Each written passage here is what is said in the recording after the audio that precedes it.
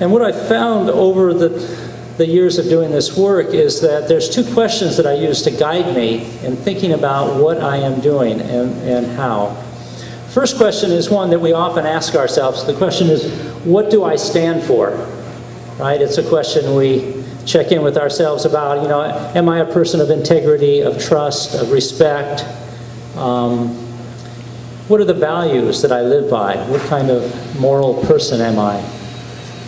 But there's another question I have found that is equally as important but often overlooked. And the second question is, who do I stand with?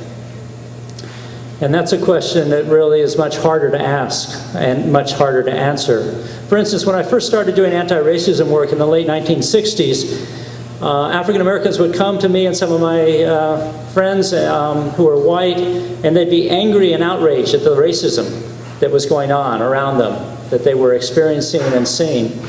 And my first impulse was to throw up my hands and say, well, I'm not racist. I'm colorblind. I treat everybody with respect. And they said, well, that's fine, but it's not about you. There's racism in the school system and in the criminal justice system and the housing market and the job market. Do you stand with us in the struggle for racial justice? And that was a much harder question, because at the root of that question is, what are you doing? Do you stand up with us in the struggle?